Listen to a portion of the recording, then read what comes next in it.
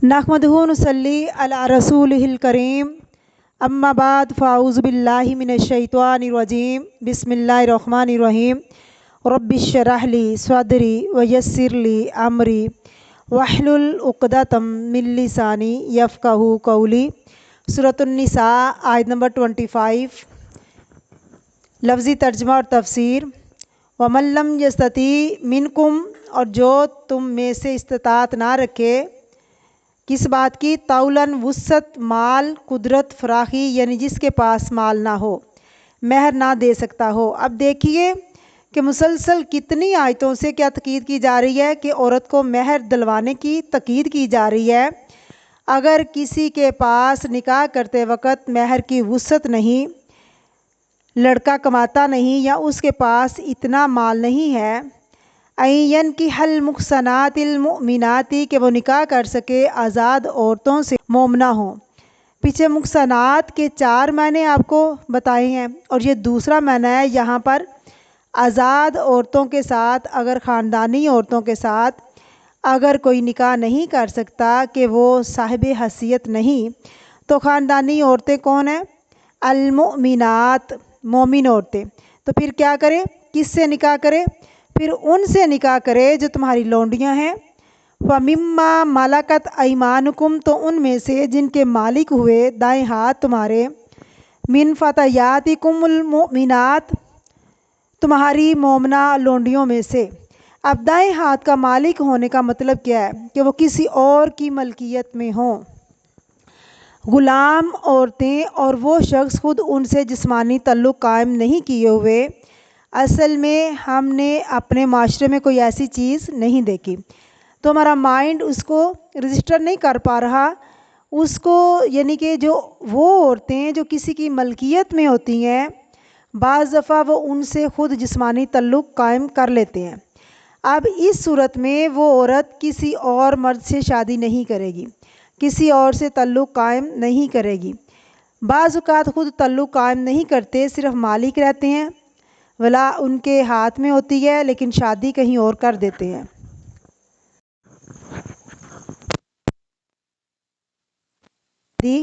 किसी और से कर देता है। बाप अपनी बेटी का मालिक भी होता है। मलकियत इस तरह की होती है जिस तरह एक आका और ग़ुलाम की होती है। जिस तरह बाप बेटी का निकाह किसी और से करता है, इसी तरह आका अपनी लोंडी का निकाह किसी और से कर सकता है। अब ऐसी औरतों के जो महर होते हैं वो बहुत थोड़े होते हैं, तो हुक्म दिया गया कि अगर तुम आज़ाद ख़ानदानी औरत के महर जो बहुत ज़्यादा होते हैं उनका महर अदा करने की इस्तात नहीं रखते, तो क्या करो, किसी ग़ुलाम औरत से शादी कर लो। हराम तरीका इख्तियार नहीं करना। बेसिकली बचाया किससे जा रहा है? हराम रास्तों से। और ग़ुलाम औरतों में से भी मोमना की शर्त है, ईसाई, यहूदी या कोई और नहीं होगी, मोमिन ग़ुलाम होगी। अगरचे उससे मना भी किया गया, हदीस में वाज़िया तौर पर आता है कि पसंदीदा क्या है? आज़ाद औरत से शादी करनी चाहिए, क्योंकि अरबों में लोंडी से निकाह मयूब समझा जाता था, क्योंकि उनकी औलाद का दर्जा आगे कम होता था। लिहाजा पसंदीदा क्या है कि सब्र करो। अगर तुम समझो कि सब्र नहीं कर सकते तो हराम में पड़ जाओगे, तो फिर लोंडी से निकाह कर लो। अगरचे इस्लाम के इतबार से सब बराबर हैं, और अल्लाह की निगाह में कौन बड़ा है? जिसके अंदर तकवा है। लेकिन दुनियावी दर्जों में फ़र्क होता है। किसी के पास माल ज़्यादा है, किसी के पास हुस्न ज़्यादा है, किसी के पास ख़ानदानी नाम बड़ा है, किसी के पास आज़ादी है और कोई ग़ुलाम है। कोई ऊंचे ख़ानदान की लड़की है और कोई कम दर्जे के ख़ानदान की लड़की है। फ़र्क तो पड़ता है ना इन चीज़ों से। अगरचे इस्लाम प्रमोट नहीं करता, लेकिन लोगों में अल्लाह ताला ने दर्जे रखे हैं। कोई माने या ना माने, ऑटोमेटिकली हो जाते हैं। जो ज़्यादा पढ़े लिखे लोग होते हैं उनका उठना बैठना, उनका तौर तरीका, रहन सहन बिल्कुल फ़र्क होता है, अलग होता है ना, बानिस्बत उनके जो बिल्कुल अनपढ़ होते हैं। हो सकता है कि जो अनपढ़ गवार हो, इतना अल्लाह का प्यारा हो वो, کہ جنت میں پڑھے لکھے ان سے بھی زیادہ اوپر کہیں مقام ہو اس کا، لیکن دنیاوی درجات جو ہے ان کو ختم نہیں کیا جا سکتا۔ حضرت بلال رضی اللہ تعالیٰ عنہ ایمان میں کس قدر آگے تھے، لیکن بہرحال غلام تھے۔ حضرت جویریہ لونڈی ان کو آزاد کر کے انہوں نے نکاح کیا تھا، ان کا درجہ پھر اوپر آ گیا۔ یہ جو درجہ بندی ہے نا معاشرے کے اندر، اس کو اسلام نے آرٹیفیشلی ختم کرنے کا نہیں کہا، آپس میں بھائی بھائی بن کر رہنے کو کہا، ایک دوسرے کے ساتھ اچھا معاملہ کرنے کو کہا، لیکن شادی کے وقت کہا کہ یہ بھی دیکھو کہ آپس میں کتنا نباہ ہو سکتا ہے۔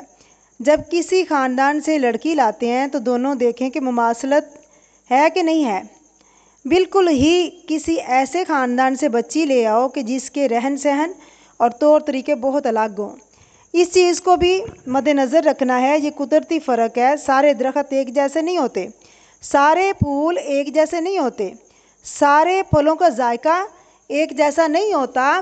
انسانوں میں بھی اختلاف ہے۔ دنیا میں جو بڑے بنے ہوتے ہیں، ضروری نہیں ہے کہ وہ آخرت میں بھی بڑے ہوں۔ کیا فرمایا؟ واللہ اعلم بایمانکم، اور اللہ کو تمہارے ایمان کا زیادہ پتہ ہے۔ عالم مبالغے کا صیغہ ہے، زیادہ معلوم ہے۔ بعضکم من بعض، تم میں سے بعض سے ہے۔ چاہے کوئی لونڈی غلام ہے، سب آدم کی اولاد ہیں۔ یہ ساتھ ہی نصیحت کر کے اس فرق کو بھی مٹانے کی کوشش کی گئی۔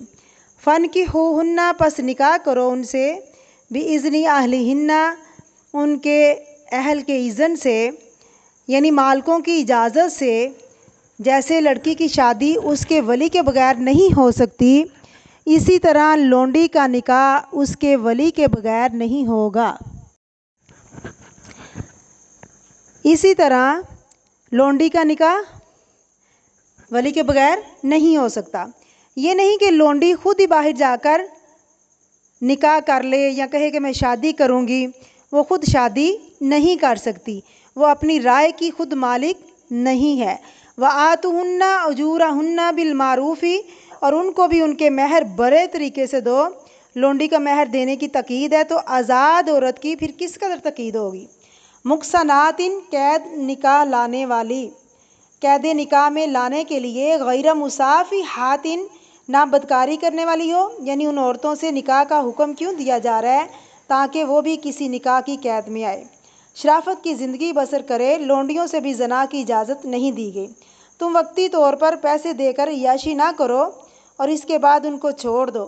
ولا متخذات اخدان، اور نہ چھپے یار بنانے والیاں، چھپے دوست یعنی چھپی اشنائیاں نہ کی جائیں۔ فائزہ احسن، پھر جب قید نکاح میں لائی جائیں۔ فَإِنْ آتَيْنَا بِفَاحِشَةٍ، پھر اگر وہ کسی بے حیائی کو آ جائیں، کوئی گناہ کا ارتکاب کریں۔ کون؟ لونڈیاں۔ فَعَلَيْهِنَّ نِصْفُ مَا عَلَى الْمُحْصَنَاتِ، ان پر آدھا ہے۔ محصنات کی نسبت کیا ہے؟ آدھا، آدھی سزا۔ محصنات کی سزا کیا ہے؟ رجم۔ شادی شدہ ہے، اگر وہ زنا کرے تو اس کی سزا کیا ہے؟ رجم۔ لیکن لونڈی کے لیے رجم کی سزا نہیں مقرر۔ لونڈی کی سزا رجم نہیں ہے، کیونکہ اس کا سٹیٹس کم ہے اور سزا بھی کم ہے۔ رجم اس کے لیے نہیں، اس پر کیا ہوگا؟ 50 کوڑے ہوں گے۔ من العذابی، سزا میں سے آدھا ہے ان کے لیے۔ ذالک، یہ بات، یہ حکم، سہولت نکاح، لمن خشیہ، اس شخص کے لیے جو ڈرے، کس سے؟ العنت منکم، تم میں سے گناہ سے ڈرے، بدکاری سے۔ یعنی یہ سب حکم اس کے لیے ہے جو مسلمانوں میں سے آزاد مرد زنا سے ڈرتا ہو، اب عزت اور عصمت کی حفاظت کرنا چاہتا ہو، عزت اور عصمت کی حفاظت کرنا چاہتا ہو، کوئی آزاد عورت اس سے شادی کرنے کو تیار نہیں، تو پھر وہ غلام عورت سے شادی کرے، نکاح کے وقت شرائط بھی باندھ لے، ولی کے اذن کے ساتھ نکاح کر لے اور مہر بھی دے۔ وہ تمام شرائط نکاح پوری ہوں گی جو زاد عورت سے ہے۔ وہ کون سی شرائط ہیں؟ ولی، گواہ، مہر، نکاح قبول۔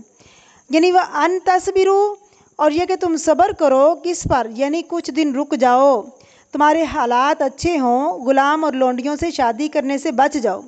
خیر لکم، یہ تمہارے لیے بہتر ہے، اپنے سٹیٹس کے مطابق شادی کرو تو زیادہ بہتر ہے۔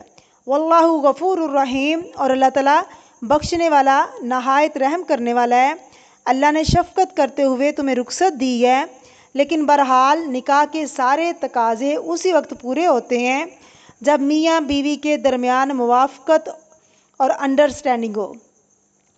اگر وہ نہ ہو تو پھر مشکل ہو جاتی ہے، اس لیے اللہ رب العزت نے آسانیاں رکھیں۔